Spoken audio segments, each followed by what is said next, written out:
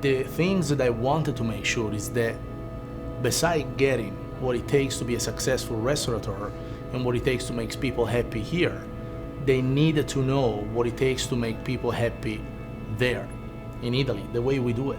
I told them, guys, I'd love to be in business with you, one condition. I'm gonna take you 2 weeks to Italy, no maps, no plan.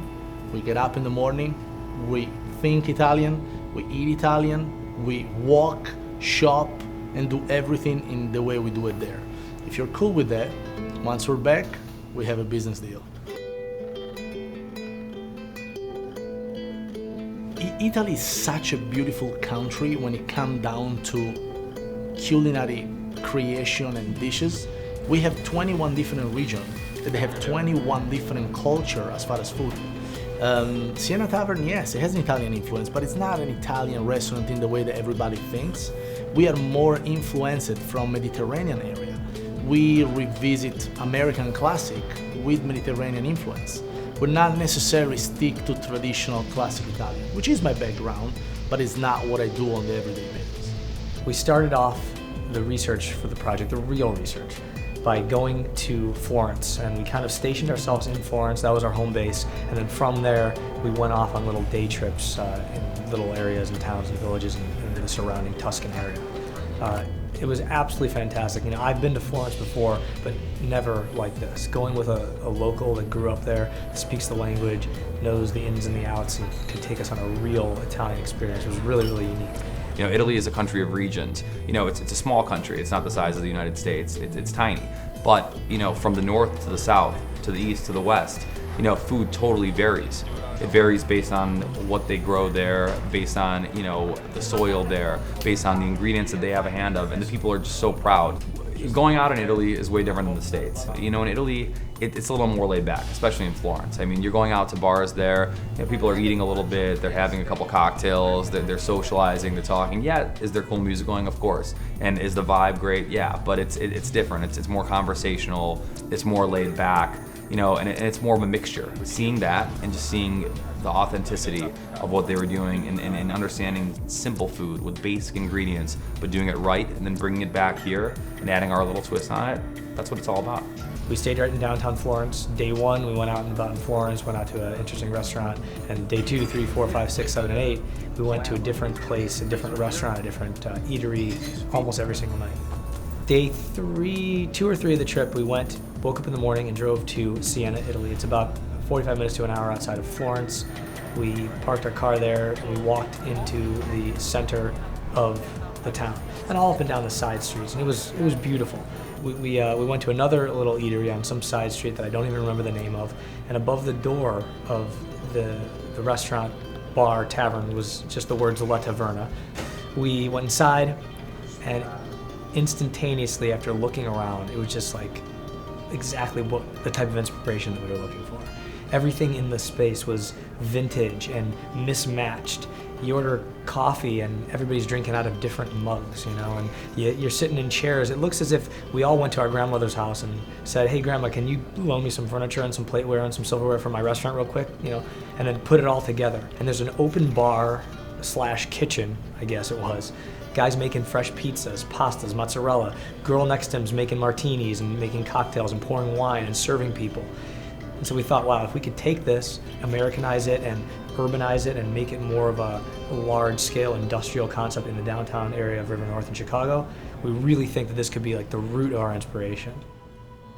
The challenge is kind of, you know, taking from our background a dynamic of kind of American cuisine, gastropub fare, to a specific style of food, which now we're doing, you know, Italian food and throwing a little bit of Mediterranean twist into it. So really just kind of, you got to read and hone in on the style of food, the ingredients that are used, and the preparation that it takes to get to that point of making wonderful Italian food. Fabio's Italian from birth, and he's very classically trained in Italian food. And I try to explain, I say, you know, Chicago has a kind of a different vibe, and we really want to, you know, kind of take your classic food, throw a little twist on it, our interpretation, and make it, you know, dynamic. And that's really what we did with our menu. Luke and David, they get it. They do get it. I never felt more comfortable being in business with anybody. They have decided to add some modern twist to certain dishes, but those 5-6 family staple, they are like they're meant to be on my table in Italy. You know, my mother lasagna, the gnocchi that we have, the ravioli. Those recipes are centuries old. They go down the pipeline of my family tree, 12, 15 generation. So we're talking about a room full of grandmas that hand in hand pass down those recipes. And now we have them. I'm very excited to propose it to everybody. We design everything on our menu to be an absolute craver. If something comes out and it's just kind of like, okay doesn't work for us. We want it to be where people will literally pick up the plate and shovel the food into their mouth if it were socially acceptable. That's how good it has to be. Is it, you know, feeding frenzy time? So, feeding frenzy time, my personal favorites, let's start with some salads. The Chianti poached pear salad, it's Fabio's specific recipe that he uses in his other restaurant out in LA. And we had it out there, it was absolutely to die for. Our 36-ounce dry-aged porterhouse, Florentine style, is probably one of the best steaks that I've ever had in my entire life. And it's even getting us ideas to start our own steak concept just because our steak is so good. So that'd be definitely one of my favorites.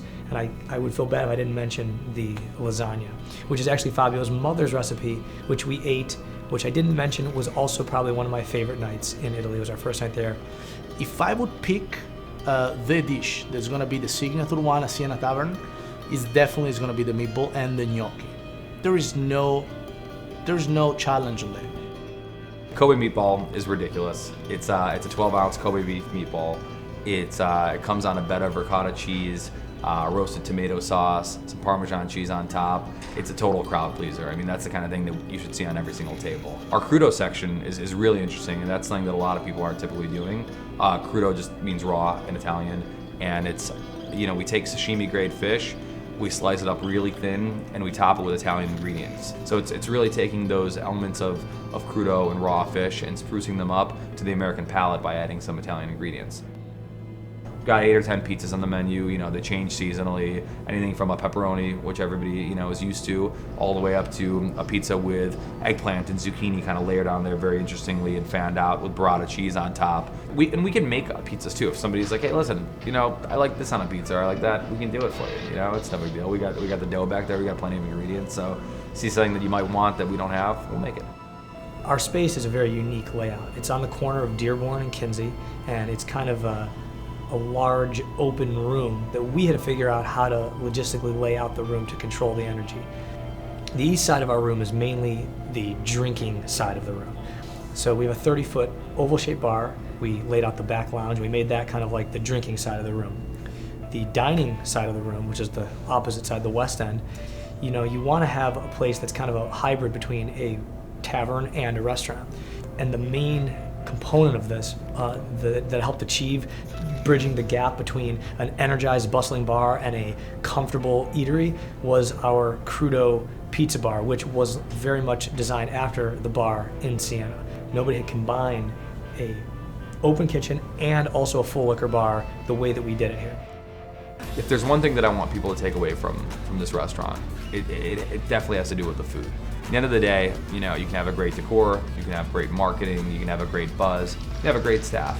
But if people don't come in here, you know, and sample the food and really like what they're tasting, they're not gonna come back. So for us, perfecting every one of those dishes, making sure each one has the right, you know, balance, the right seasoning, the right presentation, you know, that's key. I hope you guys are gonna have with us a very open conversation. I believe that few people go out just to feed themselves. They go out for an experience, and we are trying to create that experience for them.